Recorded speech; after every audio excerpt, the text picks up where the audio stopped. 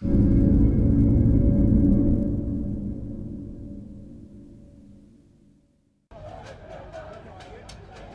these rich bankers still taking bonuses, and us, the poor worker, having to struggle through.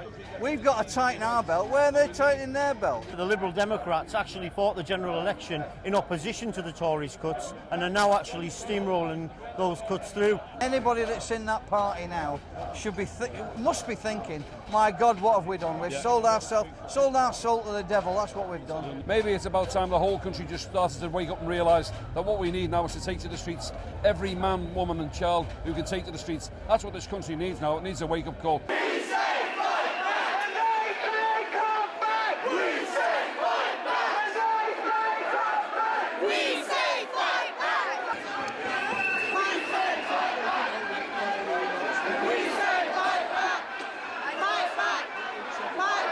Today, the TUC General Council had its first big test in this anti-cuts campaign, and it failed that test.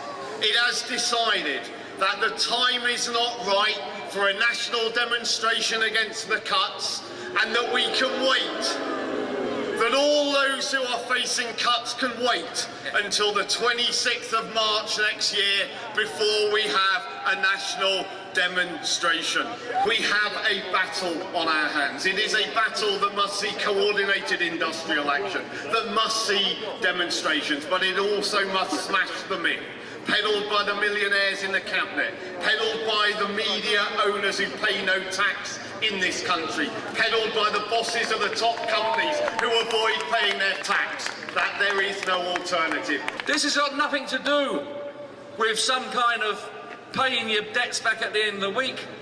This is about the right-wing onslaught of smashing the welfare state up, and as a result of that, taking the trade union numbers down and making them into a weaker number. And our job at the end of the day as a trade union is not just to be concerned about the pay and the conditions of the jobs of the industry that we actually work in, but we have to make sure that we link up to the communities and those people that use those services as well. The trade union movement shouldn't be selfish.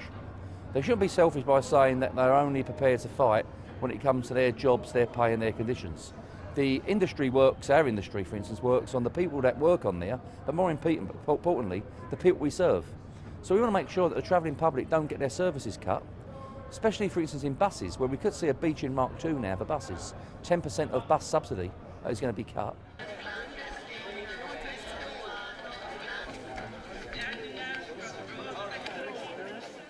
Comrades, we're here because international capital is attacking us, not just here in this country, not just in Europe, but right across the world, to pay for a crisis that international capital has created.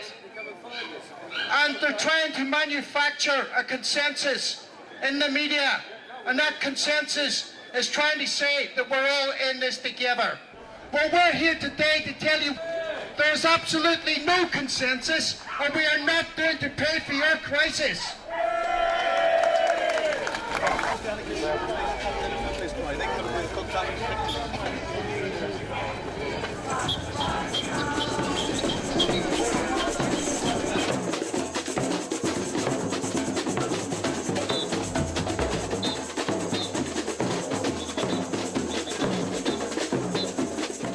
And when we get down to the TUC in a minute, we should be making it quite clear to the rest of the General Council members that have been arguing for an early rally that it's no good waiting to March the 26th to have a national rally. You need to call it now.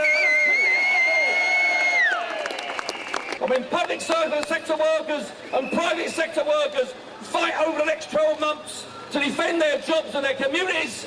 We've got to build the biggest resistance up as possible, the biggest possible movement.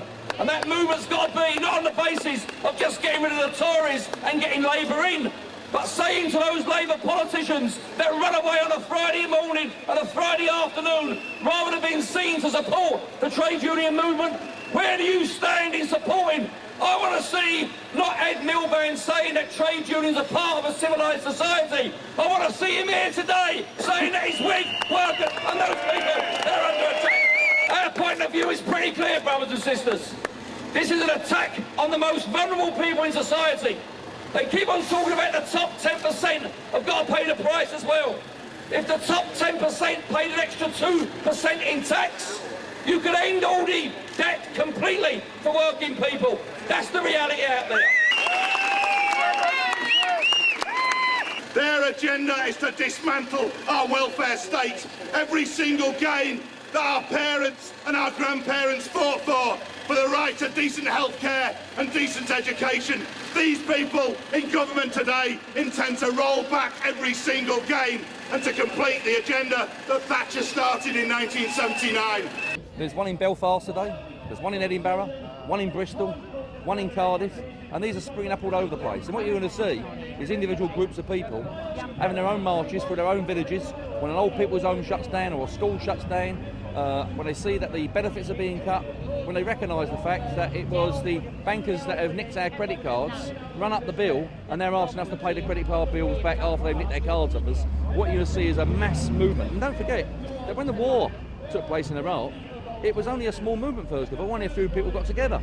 They was told there was nutcases. Within a year, we had the biggest demonstrations on Britain that people have ever seen. So I think you're going to see now is that this is generated now, and people will start seeing that there is an alternative. We can go onto the streets, and we're going to build this resistance up against this corrupt banking system that make working people pay. When the banks made money, they didn't give none of that money back to workers. When they lost money, then the workers have got to pay for their crisis.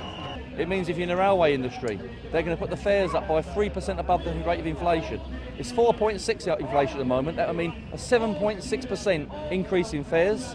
And then telling public sector workers, you're having no pay rise for 2 years. So what you're going to see is a squeeze on. They're making sure they look after big business, that their profit books are okay, that their shares are okay. But when it comes to working people, you've got to pay the price. So we're saying no.